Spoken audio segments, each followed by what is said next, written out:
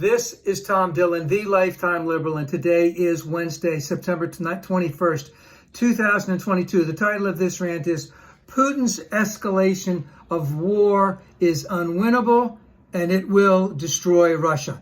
So just yesterday, Putin announced that he was going to escalate the war quite a bit. He's going to call up 300,000 either veterans or reserves right away, starting today, and get them into the fight.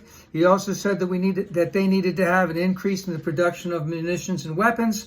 And he made strong references that if you test us any harder, we are going to go nuclear. So we know that right now Russia has very poor morale in their armed services. They have logistic issues. They still have supply issues. They have resupply issues. They have arms issues. They have training issues. They don't have enough chips to make their sophisticated weapons, and they don't have enough material to make a lot of their other weapons. And of course, the sanctions are hurting them, and it's only going to get worse. But he is going to go all out to try and win this war by bringing up those reserves. And I also need to mention that the punishment of any of those reserves that go in, there's let's say there's serious consequences if anyone deserts.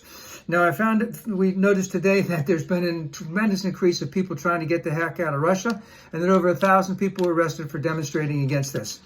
So this is where everything is going to happen now.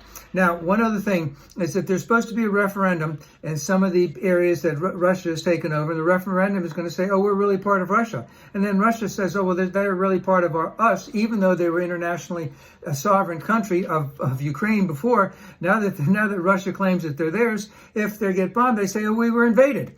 So I don't get the logic in that, but that's what they're going to do. Now, we need to warn the populace, Joe does, Europe does, that this could be a long war, this could be a cold winter, that we need to increase tremendously our arms, our training, and a lot of money. We need to put in a heck of a lot of psych ops. We need to go to all of our channels, because we have direct channels with Russia. We have a lot of back channels with Russia. So does everyone in Europe. And basically indicate to all of these people that we will not let him win. He cannot win. He will not win.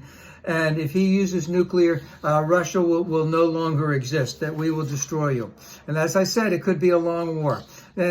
But we have to have the united front. We need to stay solid on this. We need to, and of course, if Republicans get in, they might not want to fund this that much. So we need to vote in every single Democrat. Last thing I want to say is, we really need to give Joe his props on this because he saved Ukraine. Well, let's just say he saved Ukraine, but it will be saved.